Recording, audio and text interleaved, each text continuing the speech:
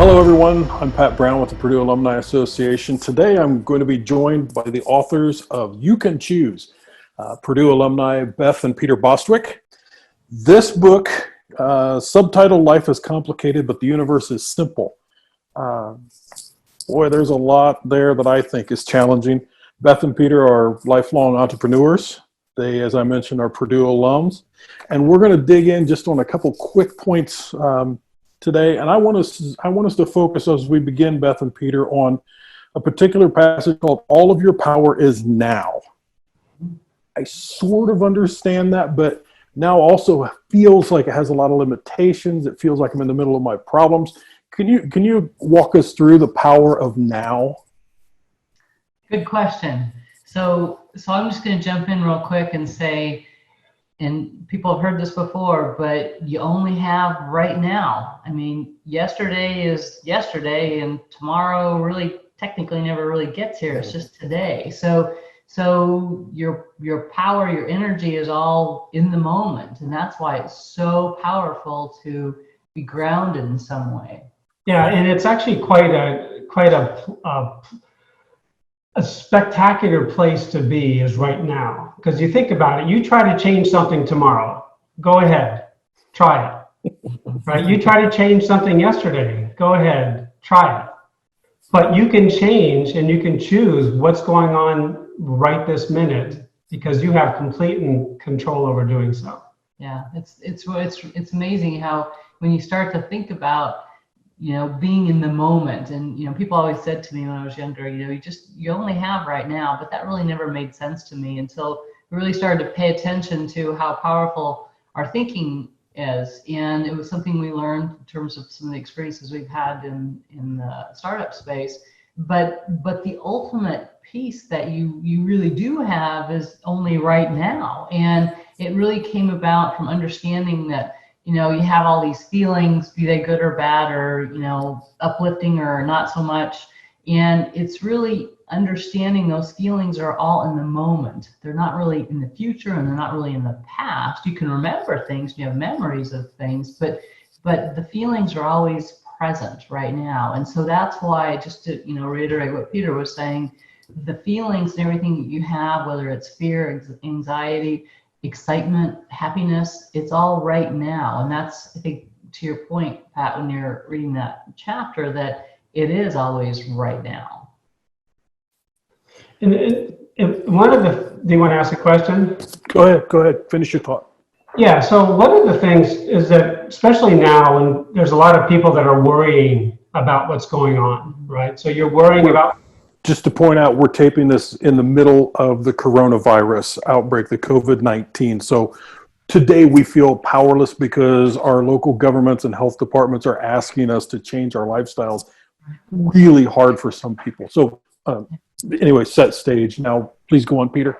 Yeah, that's perfect because a lot of people are worried, right? What's going to happen tomorrow? What's going to happen next week? What's going to happen to my job? What's going to happen to my 401k? What's going to happen to my children? What's going to happen to my health? My grandparents? What's they don't know. And the benefit of thinking about all your power is now is realizing that you have a choice, right? You have a choice. You don't have a choice about what's going to happen in 2 weeks or 6 months or 6 years from now, but you have a choice as to what you're going to do right now. And worrying about what's going to happen sometime in the future doesn't empower you and doesn't help you. Right. What can you do about it now? If there's something you can do about it now, then do it.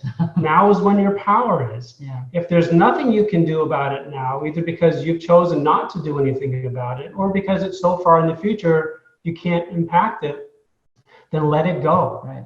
You have as much power as you want, but only now. Right. If you choose. And if you choose to take it. Right. And this, the reason I bring this up is we have a powerful tool on our website called the Worry Buster, which helps you to look at what you're worrying about and divide it into 2 buckets. Either I'm going to do something about it or I'm not. Yeah.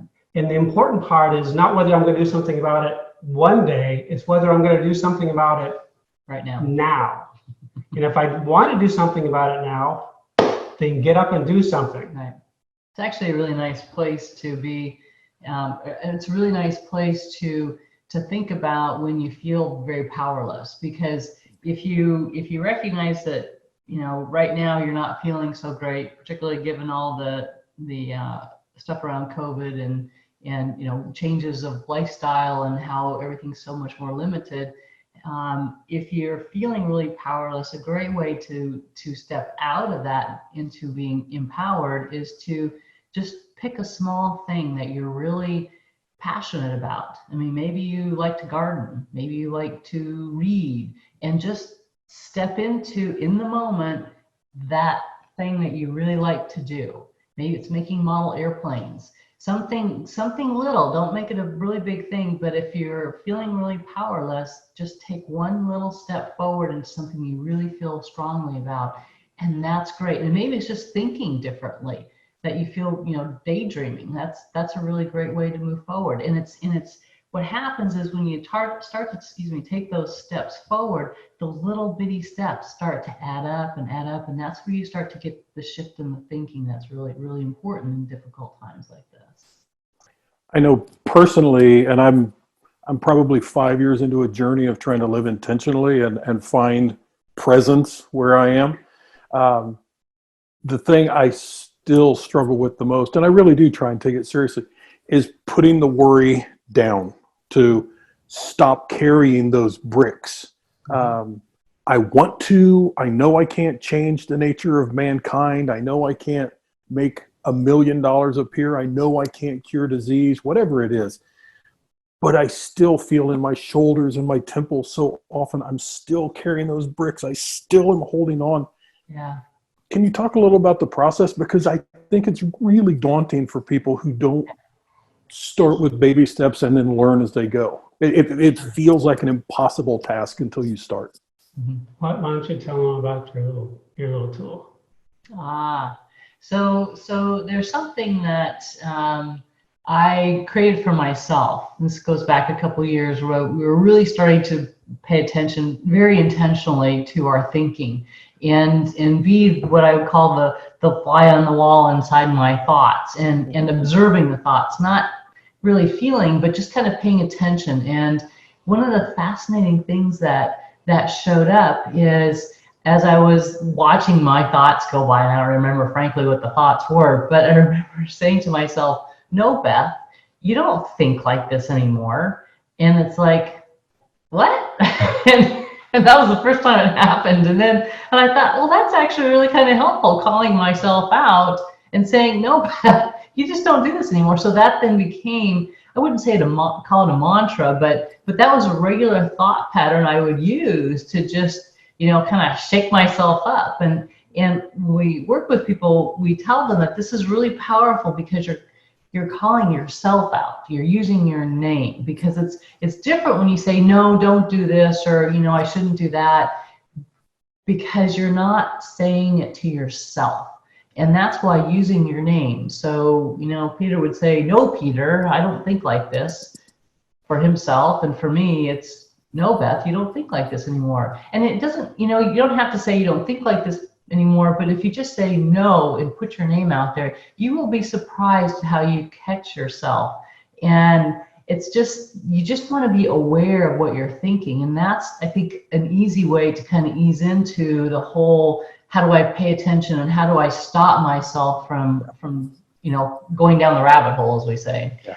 Right, but what it does really is it stops the momentum, right? So thank you for being vulnerable and sharing that you're in your journey and you still have times where you find yourself thinking thoughts that you really would rather not be thinking, right? Going down, like Beth said, this rabbit hole. And, you know, being perfectly honest, we're in the same way, right? We're on our part of this journey here. We don't have it all figured out, but we stumble sometimes, and we're sitting there and you know, the power of using that little tool that Beth uses, which is the No Peter tool or the No Beth tool, right, or the No Pat tool. What that does is it stops the momentum, right? You've got this cycle in your head that you're going on, and then you just realize, wait, is this really where I want to go? And you go, no, Pat. And you go, wait, what? and then it causes you to stop, and then you're really intentional, right? You're intentional in the moment. It catches you, and it doesn't mean you're not going to go back down that path in a few more minutes now. Right. But what happens is you start to develop a practice.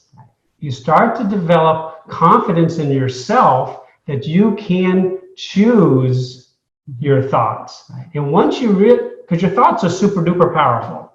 And once you realize that you can choose what those thoughts are, you're marrying up your ability to choose and the power of your thoughts. And that is where the magic is. Right. And it's all in the moment. It's all in the moment. And perfect. To sum it up here for all your powers now, when can you make that choice? When can you say no, Pat, or no, Beth, or no, Peter? You can only say it right now. Right now. Well, the book is so good. I read a lot. This one stays with me because the lessons are digestible. They are consumable. They are actionable. They are very right on the top. I can work on this thought right now. But our little discussion, we need to wrap up for time. Tell people where they can find out more about You Can Choose. Sure. You can go to our website, which is www.youcanchoose.info. And we actually have the book online there under YCC book, if you go out there to the menu. And it's also available in paper copy in an ebook on Amazon. Right.